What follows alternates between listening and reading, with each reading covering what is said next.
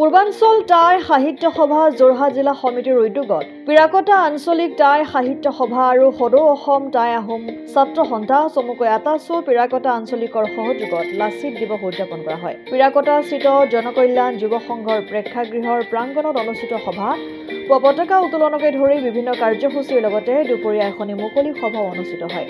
যোৰহাট জিলা পূৰ্বাঞ্চল টাই সাহিত্য সভাৰ সভাপতি ইন্দ্ৰেশ্বৰ গগৈৰ সভাপতিত্বত অনুষ্ঠিত এই সভাত নিৰ্দিষ্ট বক্তা অৱসৰপ্ৰাপ্ত খণ্ড উন্নয়ন বিষয়া যতীন ফুকন, শিক্ষক সুশীল বৰুৱাকে প্ৰমুখ কৰি ভালে সংখ্যক গণ্যমান্য ব্যক্তি উপস্থিত থাকে।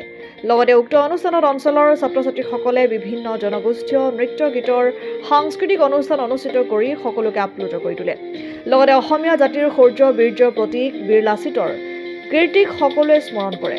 উল্লেখযোগ্য যে উক্ত অনুষ্ঠানতে জিলা সমিতিৰ প্ৰতিনিধি সভা অনুষ্ঠিত কৰি আগন্তুক 2 বছৰলৈ এখন নতুন সমিতি গঠন কৰে উদ্যোক্তাসকলে।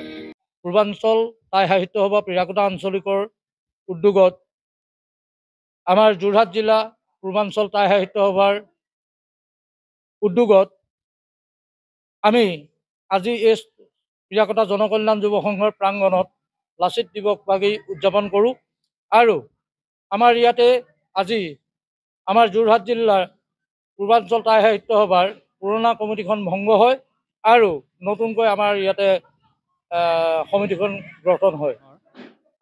আমি কাৰ্যকালৰ সামৰণি অনুষ্ঠান হিচাপে সাধাৰণ সভাখন অনুষ্ঠিত কৰা হ'ল। প্ৰতিনিধি প্ৰথমতে আমাৰ পতাকা উত্তোলন, তাৰপিছতে আমি লাচিতৰ প্ৰতিমূৰ্তিত আমি মাল্যাৰ্পণ, আৰু তৃতীয় কাৰ্যসূচী আমাৰ বিষয় বাছনি তথা প্ৰতিনিধি সভা অনুষ্ঠিত হ'ল। আৰু সেই প্ৰতিনিধি সভাতেই পুৰণা কাৰ্যকালৰ সমিতিখনে পদত্যাগ কৰি নতুন কাৰ্যনিৰ্বাহক সমিতি এখন 2 বছৰৰ কাৰণে গঠন কৰা হ'ল।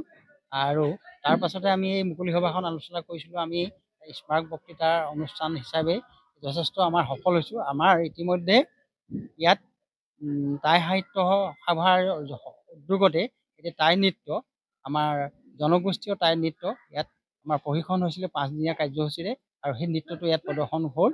গতিকে আমি গোটেই সামগ্ৰিকভাৱে গোটেই অনুষ্ঠানটো আমাৰ সফল হৈছে বুলি ভাবিছোঁ। আৰু আগন্তুক দিনবিলাকত যাতে আমি জনগোষ্ঠীটো, আমাৰ নিজৰ জাতিটোক এই কৃষ্টি সংস্কৃতিৰ দিশত অধিক পৰিমাণে আগবঢ়াই নিব পাৰোঁ, তাৰ কাৰণে আমাৰ এটা সংকল্প হৈছে। অসম আদিত্য টিয়ক NKS হুণ্ডাইলৈ স্বাগতম।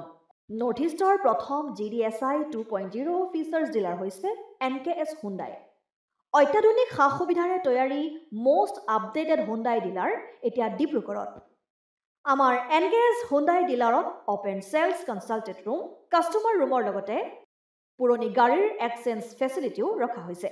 ইয়াত চেলছৰ লগতে ছাৰ্ভিচ ছেক্টৰৰ সুন্দৰ সুবিধা আছে। প্ৰয়োজনীয় সকলো এডভান্স টুলছ, হুইল বেলেন্সিং, এলাইনমেণ্টৰ অত্যাধুনিক machine, post hydraulic lift, fully ট্ৰেইনমেণ্ট পাৱাৰৰ লগতে nitrogen gas filling facility, fully automatic car ৱাছৰ ফেচিলিটিও আছে।